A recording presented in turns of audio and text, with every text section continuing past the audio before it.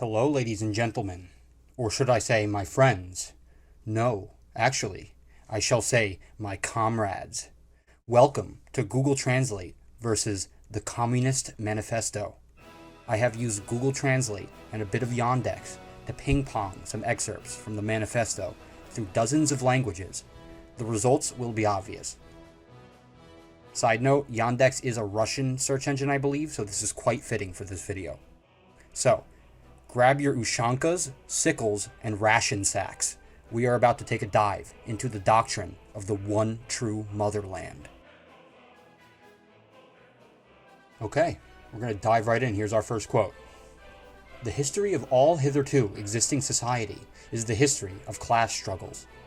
Freeman and slave, patrician and plebeian, lord and serf, guildmaster and journeyman, in a word, oppressor and oppressed, stood in constant opposition to one another, carried on an uninterrupted, now hidden, now open fight, that each time ended either in the revolutionary reconstitution of society at large or in the common ruin of the contending classes.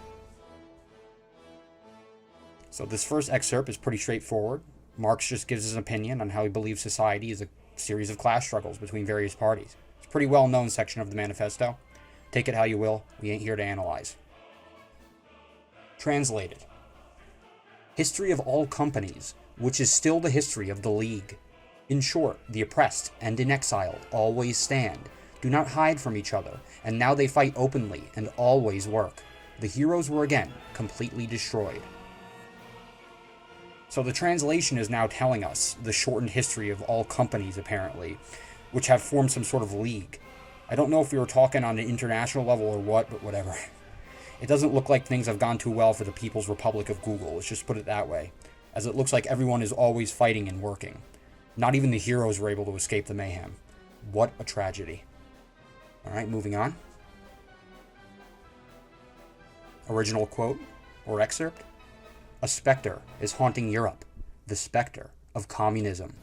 All the powers of old Europe have entered into a holy alliance to exorcise this specter.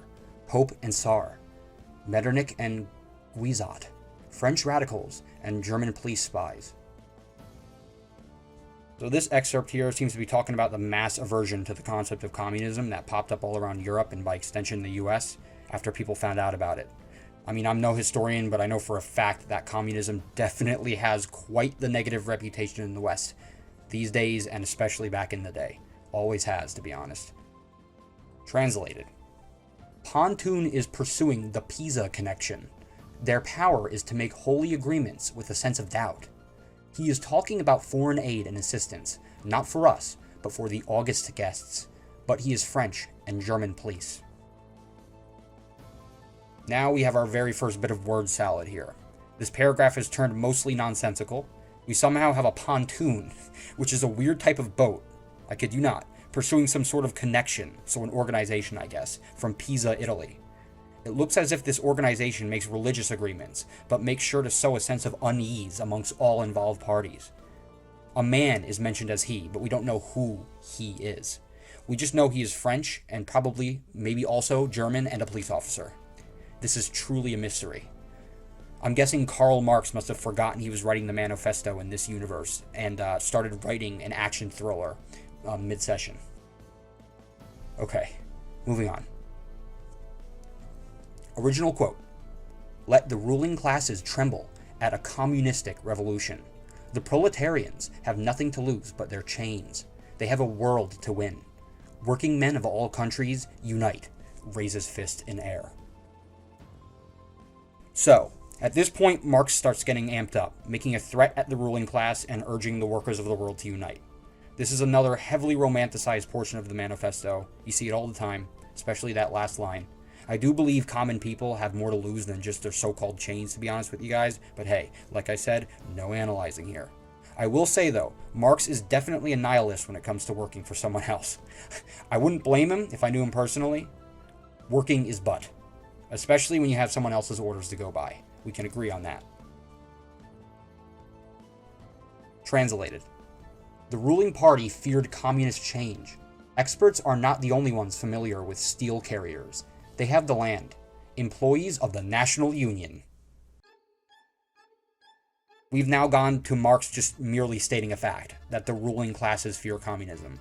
Yeah, I do agree with that if we're talking about the Russian ruling class of his time. And then the quote devolves after that into nonsense. Something about steel carriers and land ownership. See, here I thought I was an expert knowing what a steel carrier was, but according to this quote, more people know about it than I thought. Also, I am not sure if the steel carriers or the ruling class own the land here. It's bad sentence structure. I think we call that a dangling participle or something in English. Any English experts confirm that for me in the comments. Moving on.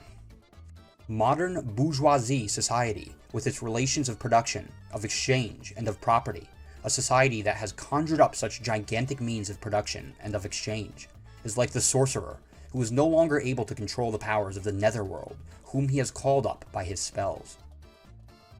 First off, I want to say here, if Marx thought production and exchange and all of that stuff was crazy back in his day, man, he would blow a gasket if he saw the modern US.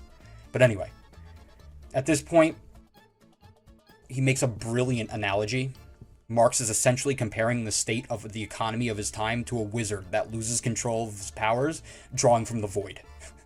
Yeah, Marx must have been a fan of D&D or some crap, or at least some early version of it.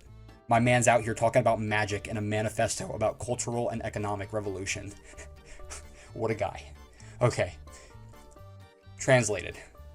We sit down, relax in chairs, relax on Fran Ran Grease, invite a girl, invite a girl, invite a girl, invite a girl to spend time nearby.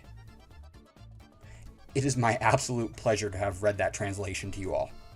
I have no idea what in God's holy name happened here. Perhaps it was the uncontrolled spells of the nether. They must have warped this translation beyond our mortal comprehension.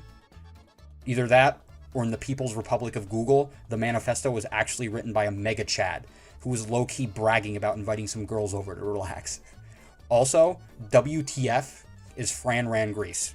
I tried looking it up and nothing came up. I'm absolutely stumped here. Yeah, this one was really...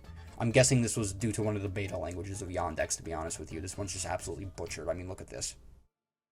Look at that. Look at that. Okay, we're going to move on. Next. Regular. In proportion, therefore, as the repulsiveness of the work increases, the wage decreases. Got a bit of a hot take here. So he's essentially saying, Marx is saying, the worse your work is, the less it's going to pay.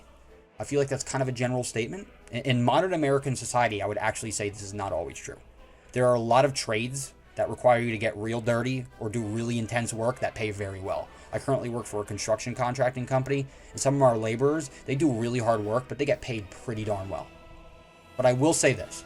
There are many jobs out there right now that don't pay nearly enough, and many that pay thousands of times too much. I feel like that's an analysis everybody can agree on. Alright, let's not get too serious here. Translated quote. In addition to work, they also incur costs. So the original excerpt has now been rendered into a simple fact. A fact that cannot be refuted. We work and we pay for things. Yeah, that's about right. I feel like that can't be changed though. It's not like we can make everything free. That would be a one-way ticket to Mad Max. Just imagine those Black Friday Walmart brawls you see online, but everywhere, all the time. Like maybe if Marx was resurrected and watched some of those clips of women beating each other over the head with discounted TV boxes, he'd get my point. Then again, this was a translated quote, so Marx never actually said this. Not that we know of, at least. Then the world will be for the common people, and the sounds of happiness will reach the deepest springs. Ah, come, people of every land, how can you not be roused? That should be a question mark, or is that a statement? Is he demanding that we be roused? Okay, well. This was our last excerpt. I guess Marx believed that once the communist revolution happened, everyone would be super happy and free. He also seemed to be confused as to why this wouldn't rouse the people of the world. Whether he means sexually or not, I don't know. Perhaps we should hold a seance with Marx and go over how his whole revolution turned out. He might appreciate the update. Yes, that was a shot fired. I won't hide it this time. Anyway, translated. Love is hospitality for the common man, and only then does he finally come into the world. Foo, it is safe. What is the Westbrook Maine Historical Society by phone number? Love is indeed hospitality for most of us. I know it is for me, at least, in some sort of symbolic way. And yes, I would say love is mostly safe. However, what I would say is very unsafe and certainly uncool is the fact that it seems like Marx is trying to dox the Westbrook Historical Society here. Yes, I know the phone number, and no, I will not be giving it out here. I looked the place up on Google. It is very real. You can see it yourself. I have no idea why on God's green earth it turned up in this translation, but I am glad it did. Okay, so now we have a bonus for you, just like my last Constitution video translation. If you didn't watch that, give it a watch. Positive quote about communism. Communism is not love. Communism is a hammer which we use to crush the enemy. Mao Zedong. I'll have you know, when I typed positive quotes about communism into Google, this is one of the first images that came up. Can't you just feel the positivity and happiness coming from it? I know I can. Though I do wonder, if communism is the hammer, then what is the sickle? Okay, anyway, enough of the theatrics. Translated. North communism with Emma. In the communism of the hammer and hammer, the enemy is facing upwards an irreversible boat. 100 Zedong. We've got another lovely serving of word salad. This one appears to be teaching us about communism with Emma. Sounds like some sort of weird reality show. Apparently, though, communism isn't the hammer in the People's Republic of Google. It is of the hammer. So it must be some sort of like holy cult. Also, we seem to be getting an account of what happens to the enemies of communism. It seems they look up only to see their doom, as a boat is barreling through the atmosphere towards them. I bet you it's the pontoon from before, actually, to circle everything together. Why crush your enemies with a hammer when you can just deliver a boat onto them? Works for me. We got another bonus here. Did I break the chain and not number it? This is bonus 2. Negative quote about communism. In the interest of balance, as Thanos once said, all things perfectly balanced as all things should be, or whatever. Yes. Under capitalism, man exploits man. Under communism, it is just the opposite. John Kenneth Galbraith. This might be my favorite thing I've translated so far. The original quote is like 60 levels of chess here, galaxy brain level stuff. John Kenneth, in the way of a truly enlightened centrist here, is expertly equating the endgame of both capitalism and communism to one another. Exploitation is unavoidable. Humans use each other, no matter what system we build. And you know what? I agree with that wholeheartedly. I don't know who the heck this guy is or was, but he truly must have been a centrist griller. Big respect to him for that. This is an awesome quote. Translated, however, materialism consumes people. The opposite is true for communism.